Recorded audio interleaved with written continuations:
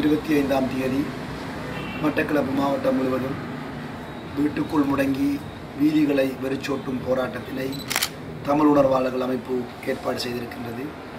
அண்மையிலே கிழக்கு மாகாணத்திலே ஆளுநராக நியமிக்கப்பட்டிருக்கின்ற MLA ஹிஸ்புல்லா அவர்களை ஆளுநராக ஏற்க மறுத்து இந்த போராட்டம் தமிழ் உணர்வாளர்களால் நடத்தப்பட இருக்கின்றது. இந்த விஷயத்திலே அனைவருக்கும் ஒரு வேண்டுகோளை நாங்கள் விடுக்கின்றோம். எங்களுடைய போராட்டம் ஒரு இனத்துக்கு எதிரானதோ அல்லது மதத்துக்கு எதிரானதோ ஒரு போராட்டம் அல்ல. தனிப்பட்ட MLA ஹிஸ்புல்லா அவர்களை ஏற்க மறுப்பதுதான் இதனுடைய கருப்பொருளாகும். அவ்வாறு ஒரு மத அடிப்படையில் நாங்கள் போராட்டம் நடத்துவான்னு கருதியிருந்தால் கடந்த மாகாண சபையிலே தமிழ் தேசிய கூட்டமைப்பு கூடுதலான ஆசனங்களை வைத்திருந்தோம்.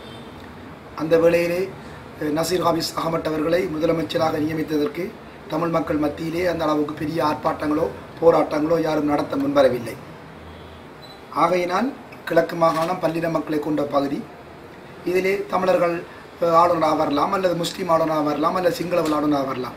அதுவல்ல எங்களுடைய பிரச்சினை. MLA ஹிஸ்புல்லா அவர்களை நாங்கள் ஏற்க மறுக்கின்றோம்.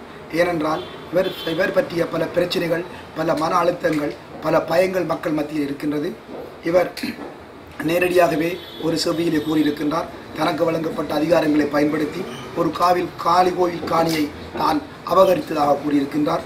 அதே போன்று தனக்கு சாதகமாக ஒரு தீர்ப்பை பெற்றுக்கொள்வதற்காக இங்கே மட்டக்களப்பு மாவட்டத்திலே ஒரு நீதிபதியை தான் மாற்றி தனக்கு சாதகமாக தீர்ப்பு எழுதி கொண்டதாக ஒரு நீதிமன்றத்துக்கே ஒரு அச்சுறுத்தல் ஆட்டங்காணும் வகையில் அவருடைய அறிக்கை அமைந்திருந்தது.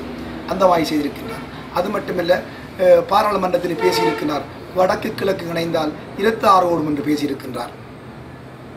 அதே போன்று அண்மையிலே பார்த்தீர்களால் சிறைச்சாலையிலே இருந்த ஒரு நபர் ஒரு வாக்குமூலம் கொடுத்திருந்தார். ஹிஸ்புல்லா அவர்களிடம் ஏராளமான ஆயுதங்கள் இருப்பதாக கூறியிருந்தார். அது தவிர அண்மையிலே வாழச்சேரி நீதிமன்றத்திலே அவர் ஒரு நிபந்தனை அடிப்படையிலான பிணையிலே விடுதலை செய்யப்பட்டவராக இருக்கிறார். இவ்வாறு இவர் பற்றி நிறைய பிரச்சனைகள் ஓடிக்கொண்டிருக்கின்றது.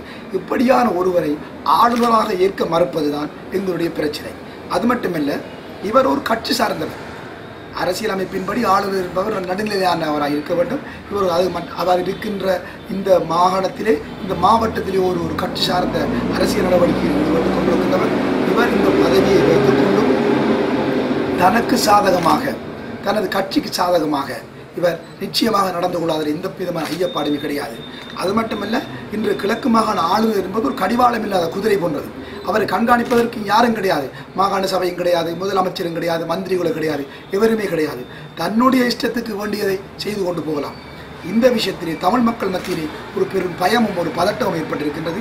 இவர் தனக்கான அதிகாரங்களை பயன்படுத்தி இங்குள்ள அரச காணிகள், அரசாங்க அதிகாரிகள் இடமாற்றம், அரசாங்க அதிகாரிகளுடைய பதவி உயர்வு, தமிழ் பிரதேசங்களுக்கான அபிவிருத்தி பற்றி இவர்களுடைய தாக்கம் இருக்கும் என்று எல்லோரும் எதிர்பார்க்கின்றார்கள், பயப்படுகின்றார்கள்.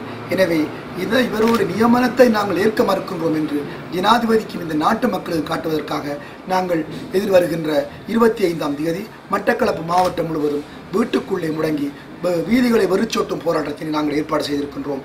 இந்த வகையில் இந்த மாவட்டத்தில் இருக்கின்ற சகல வர்த்தக அமைப்புகள், போக்குவரத்து அமைப்புகள், மக்கள் அனைவரும் இதற்கு ஆதரவு தருவார்கள் என்று நம்புகின்றோம். இது தவிர இந்த இடத்திலே நாங்கள் மிக ஆணித்தரமாக ஒரு விஷயத்தை கூறுகின்றோம். இதனை ஜனாதிபதி அவர்கள் கவனத்தில் எடுக்காவிட்டால் எங்கள் போராட்டம் நிச்சயமாக வீதிக்கு இறங்கும் என்பதை நான் கூறிக்கொள்ளுகின்றேன். ஜனாதிபதியின் போதைத் தடுப்பு செயலணியின் வழிகாட்டலில் தேசிய போதைப்பொருள் தடுப்பு வார